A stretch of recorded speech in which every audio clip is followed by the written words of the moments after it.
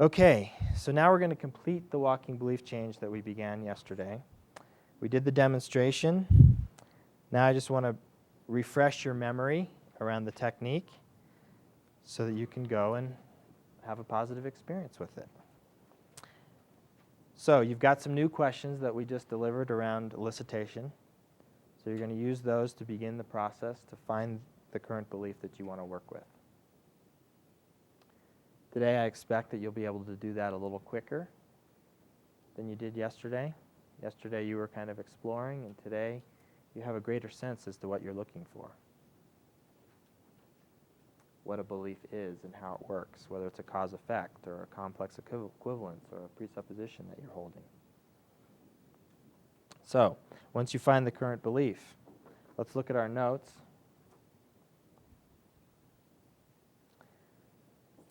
Number 3, identify the current belief about yourself that limits you in some way. So that's the elicitation process. Once you have identified it, you have the person stand in the meta position and then step to that belief and experience it. So this is kind of that, how does this belief function question that we had up on the board earlier. Because as they step into it, they can begin to describe for you how this belief is experienced in their body. What do they see in there? What do they hear? Do they talk to themselves? What's going on in this space? Yeah? And then step back out. Now in your notes it says identify what you would rather believe, your preferred belief. So you can do that from this space if you like. Or, as I did it in the demonstration, I just waited till we got here. And then I did it from this space. So, in your notes, it states to do it over there. And you can do it over there. Either way will work. Will work just fine. Okay? So the first pass, remember, through this, is just establishing anchors for each of these spaces. So then I move to this space. I might first talk to them a little bit about what open to doubt means here. So they can begin to get an idea of something that they have believed and they're beginning to go, I'm open to doubting whether that's true or not. So they can begin to experience what that's like and then step into that space and describe what that space is like. So Jennifer had some kind of asymmetry movements. Or Georgie, sorry, had some movements like that. She had some internal dialogue that was going on. I wonder, I'm not quite sure whether that's true or not, those kinds of things. So you're looking for that kind of experience for the person, something that's asymmetrical, something that maybe has some dialogue that's in question, that has a questioning tone.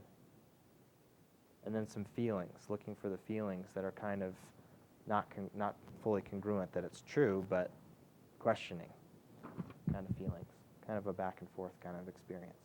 So you're kind of looking for that. Step back out. Begin to talk about what the Museum of Old Beliefs is over here. So the museum is a place where you have stored all the beliefs that you used to have, that you've changed over the years. That some change naturally for you, and some change through discovery, through reading. Some beliefs change because somebody told you something new that you hadn't heard before. And a lot of those beliefs are stored in that space. And to begin to create a representation of that space. So that then when they step into it, they can see here in this space how they store their beliefs. What does this place look like? What does this museum look like? Okay? Questions about that first bit? Okay, so those are established. Once you have those spaces established, then you step into this meta position and you begin to look at, now where we're heading back, we want to know what you want to believe. What's the new belief that you want to consider believing? So in your notes, there's a page that says, I'm trying to remember what page that is. It's page 5 in your notes. It's this whole section on defining beliefs. There's one little piece that I want to make sure that I define for you since it's in here. And it's on number 3, because we've been over number 1 and number 2. Is everybody there? Mm-hmm. It says, down under C, how to construct a new belief. Mm-hmm. It says use parallel format.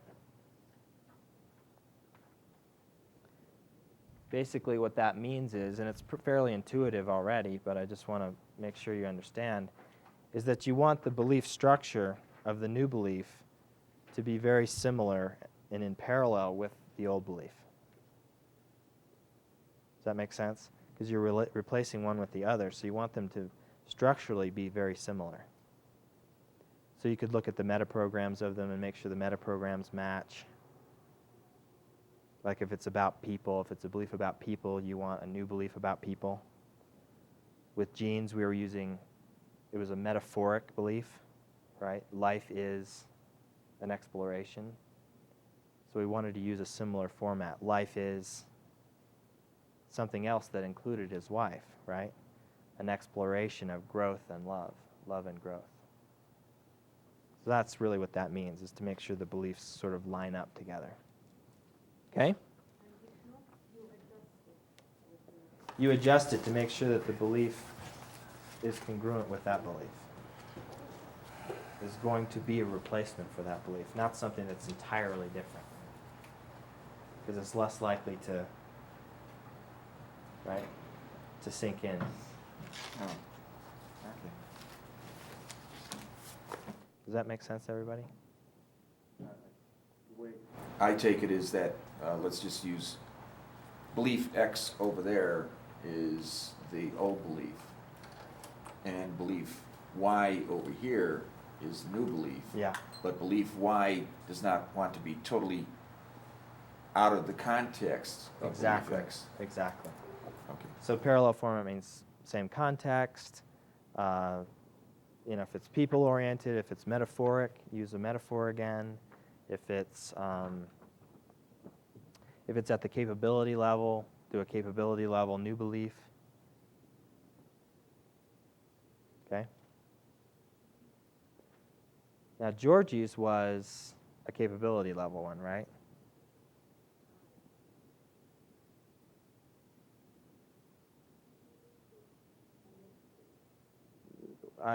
What was it again? I'm not creative enough. Okay. So we contextualized it, but it was still more identity level. And then we turned it into a capability because it's harder to do identity to identity.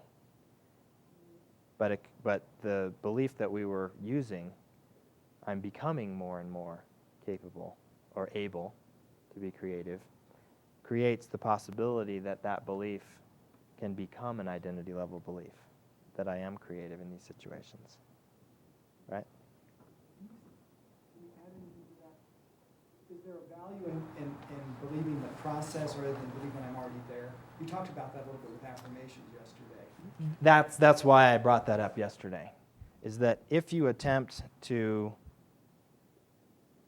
sort of just change the belief from I'm stupid to I'm smart, there's an ecology concern there.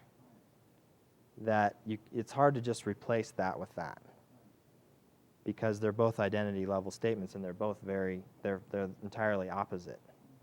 So that's why when we're creating a preferred belief, we want to create one that has the possibility of moving to that change. But making that change all at once is going to be difficult at best. It's like with the affirmations. If I go, I'm smart and I don't think that, then there's a part of me that negates that right away. But it's a lot easier to hear, I'm becoming smarter and smarter around this situation. I'm becoming more and more able.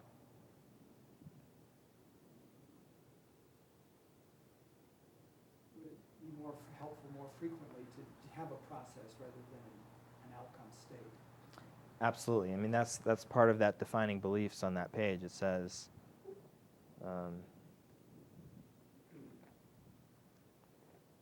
in process form, not static. I am learning to, for example. I'm becoming more able. Make it in having movement or action, because then that creates action. You want to create action away from that belief to forming a new one, because all that one's been doing is holding me in a stuck place. So I want to create movement towards building a new belief.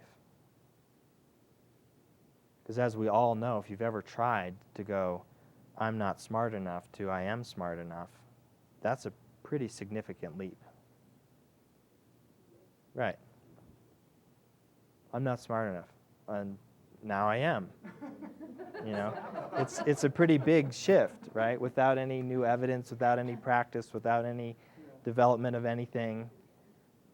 You know, it's like trying to be, somebody has to prove it to you or something, you know, right? So that's why this is talked about in making it action-oriented, movement-oriented, process-oriented. Okay, so once I create this new belief, it's similar to that one in terms of context and metaprograms, and you know, it fits in parallel. Then, and it's action-oriented, and I've got that well established, then I step in and begin to imagine what it might be like to have that belief. So here's sort of a possibility for ecology, right? Are there any possibilities where this belief won't be functional, might cause more dysfunction, more unresourcefulness, and so on? Nope, feels good to me. Great, we've got that established. Step back out. Now, an experience that you're open to believing, something that you, that's a possibility for you, that you're not sure, but you'd like to find out. You're open to believing that it's true. Okay, and then establish that space. What's that like to experience being open to believing that something might be true? What are the submodalities? What are the representations, your visual? What do you hear? What do you feel? Okay? Establish that space. And it's helpful if you get some words there, because you're going to need the words to help stimulate that space when they get there. Rather than just stepping into open to believing, it's using your words to reference what they had said before. Okay? And then finally, what's something that you hold sacred? What's a belief that's a resource to you, that's a highly valued belief, and that is absolutely sacred to you, that you hold in a very deep place inside yourself? And then we step into that and experience that belief, experience the representations of that, the visuals, the auditory, the kinesthetic of this experience. Then when we've got that, then we step back here, and now we're ready to step into the current belief and take it through the process.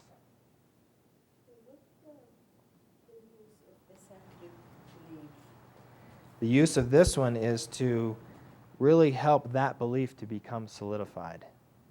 Because this is just open to believing it's true. This is taking it into a space of something that I hold deeply inside myself as. Yeah, but it has nothing to do with the new belief. Those are your own beliefs that you believed and you never doubted. Remember, this is just creating an anchor for something that you hold already as a belief. Mm-hmm. Yes. So you're trying to get a representation of something that you truly believe. So that when you take this preferred belief into that space, you're creating an experience of truly believing it.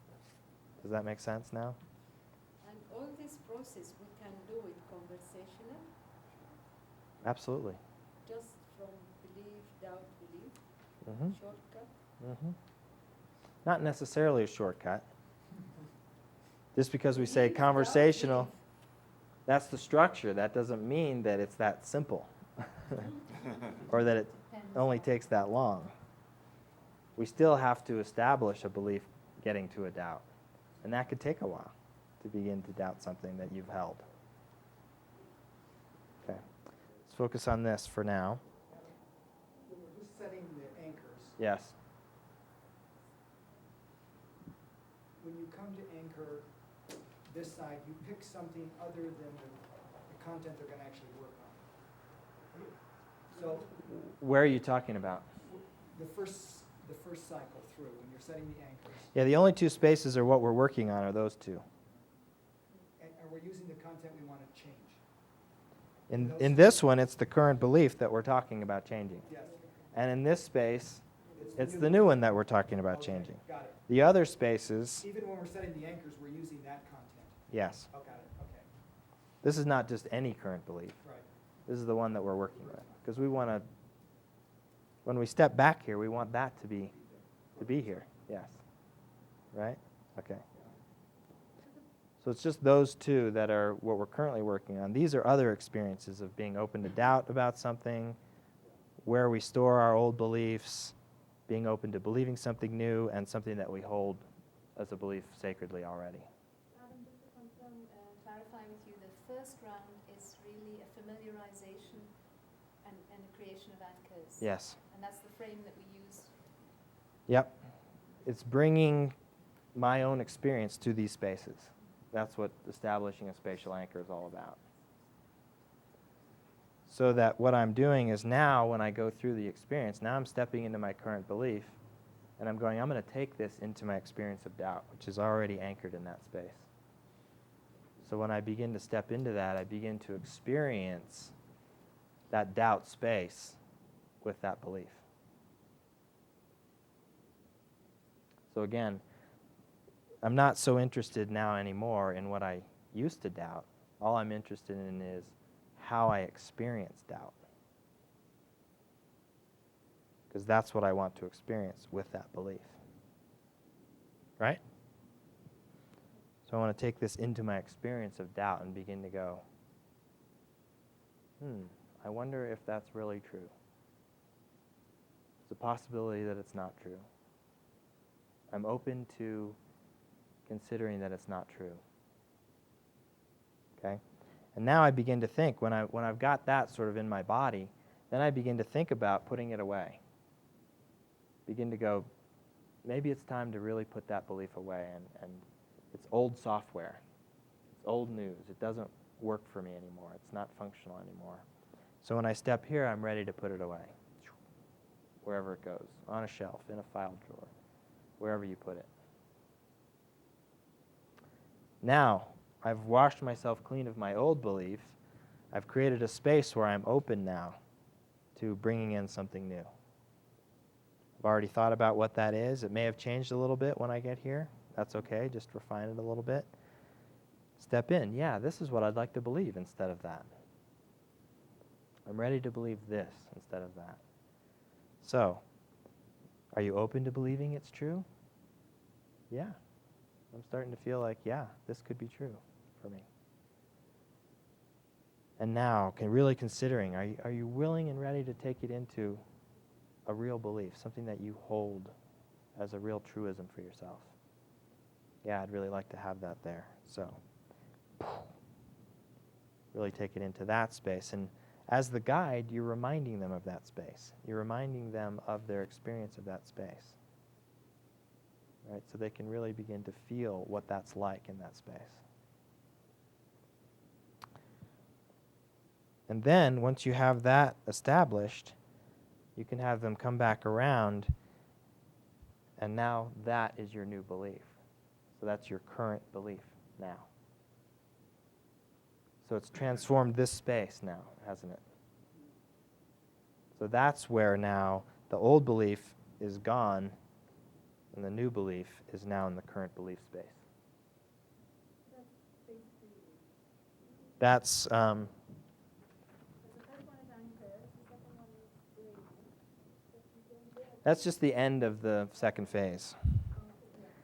So it says here, the sacred space, stepping directly into the current belief location. So I can do that just like that. Feel your preferred belief as something you currently believe. And then if you need to ground it more, if it's still like a little uncertain, I can step back here, solidify it a little more, step back here again. So I can move back and forth in this space until I really establish a strong current belief. That's step 8. Step 9 is the test. Now think of what you currently believe and how is it different than it was. So in this space, the test is to really find out how might this new belief now manifest in your life, in the situations where you used to have that other belief. So the person should begin to answering how things are going to be different. And you want to listen for language like, well, it will be, it's going to be, that kind of thing. Yes, question.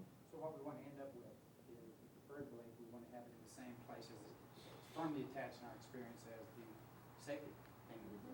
Mm-hmm. That's the whole point. Mm-hmm. It's not necessarily that it becomes a sacred belief, because sacred beliefs are sometimes a different category, but allowing the space of a sacred belief to help lock in the other one allows it to become solidified inside myself. You could do that too. If you want it to be sacred, that may happen too. Otherwise, it will go back or disappear. Well, it's all I'm saying is that, this for some people means only a few beliefs that they hold at that level.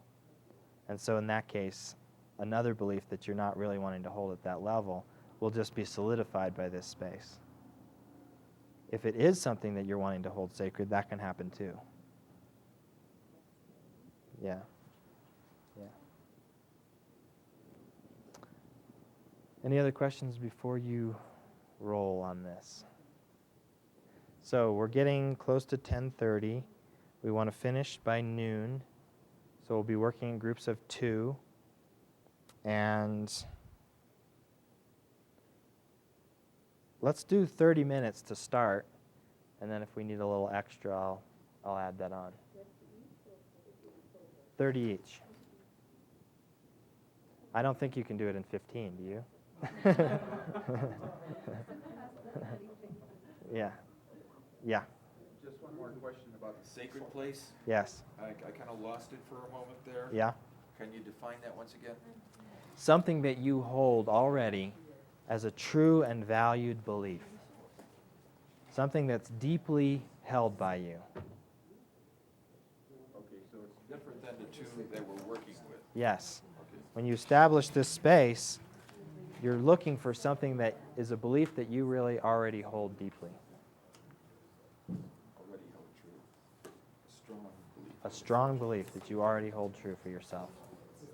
Could be about anything, about the world, about yourself. Okay? Rock and roll.